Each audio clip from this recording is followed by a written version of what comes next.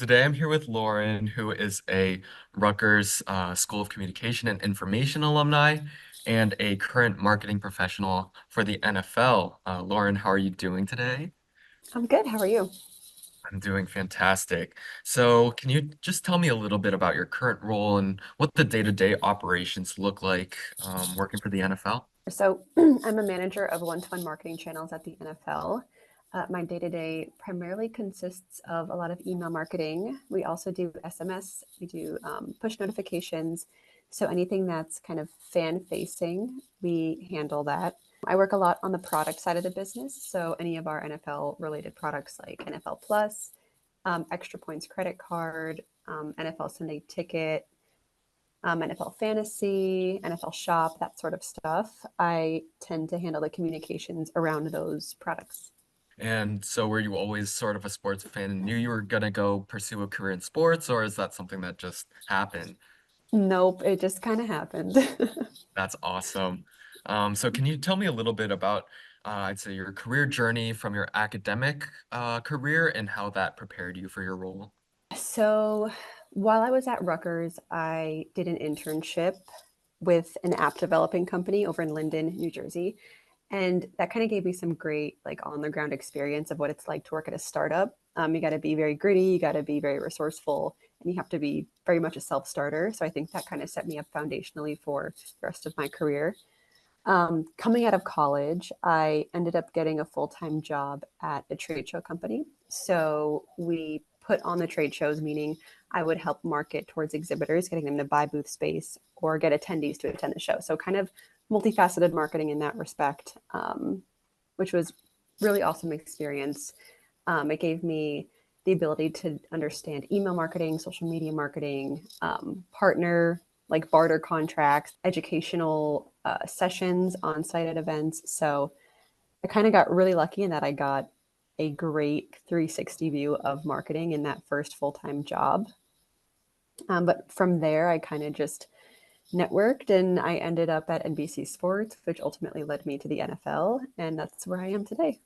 We've talked to Ryan, who is a PR manager at Fanatics too, and he also talked about how his internships set him up for success, especially doing like diverse internships that weren't in sports. He thinks is one of the reasons that he was able to set himself apart from other people going into the sports world, which is very competitive. Mhm. So I think that's really cool. Yeah. Um, And I will say it's interesting because when I was at the trade show company, like I worked on one of the shows was the PGA Golf Exhibitions show. So that's two events, one's in Vegas, one's in New York, and it's all around like the golf world. So that was kind of my first foray into sports wow. through that. And at one of our shows, the Golf Channel got to produce one of their shows on the show floor. So I got to see like a broadcast, like live in action, and it was really exciting, which ultimately led me down the path of, oh, like maybe I should look into television. And I ended up at NBC Sports, who also produces Golf Channel, which ultimately led me to the NFL. So you never know in your career like where you'll find inspiration, where you're kind of gonna latch on to certain aspects of your job and just follow them from there. So keep That's your eyes awesome. open. I mean, that's great advice. Going on to my next question, I would say, how important are, soft skills to your job, and how do you kind of balance that with any like hard skills or technical skills that you might need for your role? I think it's key in any job. If you're working in the corporate world, especially, you're going to deal with people day in and day out. So you want to make sure not only are you staying organized in your daily life, you're keeping your projects organized so that way you can communicate effectively to everyone around you.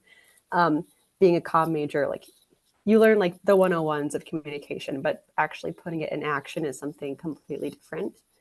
Um, so yeah, I think it's important to understand kind of just what people need from you at any given time. And a lot of the times it's just clear communication. In my profession, it's helpful to have some design knowledge with like Photoshop, some coding knowledge because emails can be HTML based. So understanding that as like a hard skill is very beneficial in my world. So it's a good mix, which is kind of what I like about marketing and email marketing. And how would you say is the best way to pick up some of these skills? You mentioned design, you mentioned, basic coding knowledge. Are Mhm. there any resources that you maybe recommend to students or other ways for students to get this knowledge and this practice? There's a website called, what is it called? Like Web3 School. Yeah, yeah. And they've got some coding courses that you can like definitely take. Honestly, I learned a lot of it on the job. In my first full-time job, it was very like, here, build this from scratch, and here's Photoshop, and here's Dreamweaver, where you can code things in. They're both Adobe platforms, or programs, I should say. And I just kind of figured it out from there. So just being very scrappy and saying, okay, I can figure this out. And one of the things that helped me was finding reference materials first. So when you're given a new project, like it's very daunting to be like, start completely from scratch, just build this email start to finish. But I mean, use the internet, look up examples, look at your own inbox. You see all these examples coming from these well-known brands that seem to be working. They're catching your eye. So kind of implementing that into your own practices is kind of like a good way to get started. When you're learning design skills, it's like, can I recreate this thing that I saw out in the real world? And can I do it myself? And that's kind of where I learned how to finagle my way through. And then you start to learn the skills and you watch more videos, and you find courses through whatever job you're at or at school. And yeah, you just eventually build that hard skill up more, and you become an expert. That's something that we definitely try to stress to students too is, I've had the opportunity to interview some people from the tech field as well, and they also mentioned how important it is to self-learn. Like you said, learning on the job, but also, self-learning, finding resources to teach yourself, finding references, which I think is great as well, finding Mm-hmm. styles that you like. So that's great insight. Was Yeah, there, and I will say one other thing I want to add is even when you're on a job, I think the skills you learn in school when it comes to like intaking information, writing it down, and kind of retaining it, those are skills you still need when like once you're on the job. So when I'm learning a new skill like on the job in the moment, I take notes. Like I have a Word doc where I have just notes of like, oh, how do I do X, Y, and Z? So that way, if I have to do it in the future, I can reference it. I try to give that advice to most students or incoming employees that I meet, because you're going to be given a task, you're going to be expected to do it, and then you're going to be expected to do it again. So the more you can retain and take notes, you're never going to be tested on it. You can always have your references next to you as you're working. So that's kind of like one of my biggest pieces of advice as well, is take notes. build those skills early while you're in college so that once you get to the professional world, you already have them? Yep, stay organized, take your notes, and it really applies to your day-to-day job. That's great. Was there a single factor or maybe a particular turning point in your career where you realized maybe it wasn't like an aha moment? You sort of touched on this a little bit and how you got into the sports world, but would you say there was any particular moment that you just went, aha, this is for me? Um, I think more so with email marketing, I realized it was for me. It's something that I took to very quickly. Coding can be daunting to some people, but I like absolutely loved it. And I also love the design elements that come along with it as well.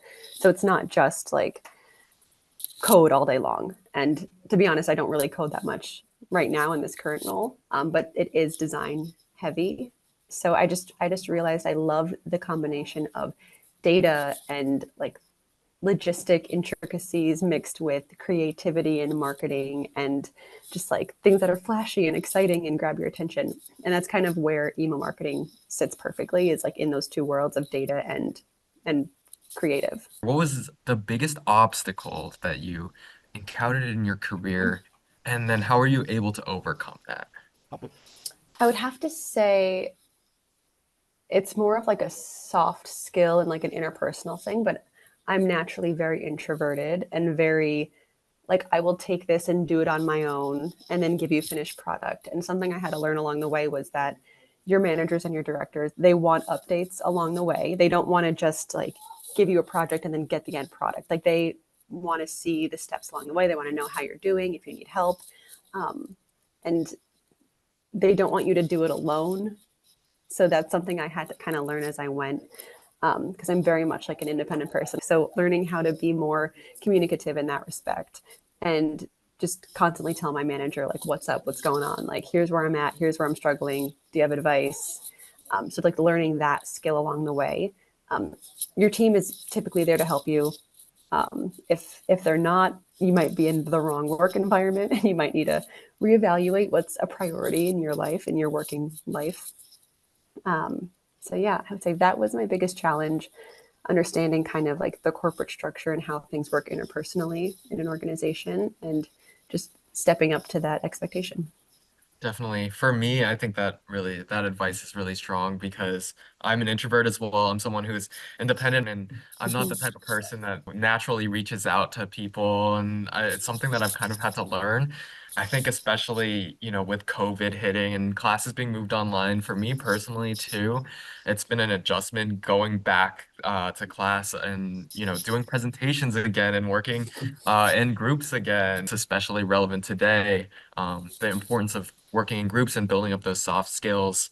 So I think that's amazing advice as well. And so my final question is, if there's one piece of advice you would give to aspiring professionals in your field, what would that be?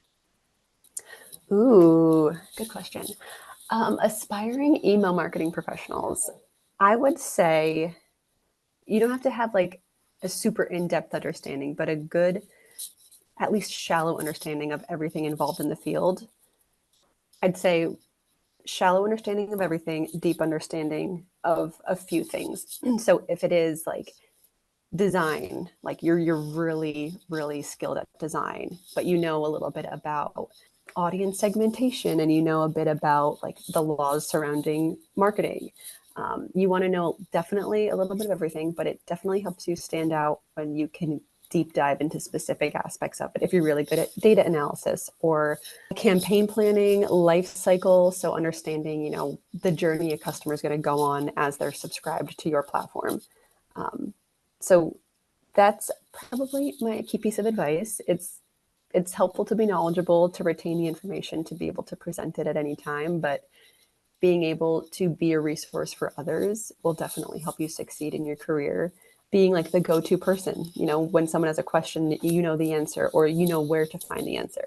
I think knowing where to find an answer can be even more important than knowing the answer because then you become that resource for people and that makes you a valuable teammate and people will want to keep you around. They'll want you on their team because they know they can rely on you.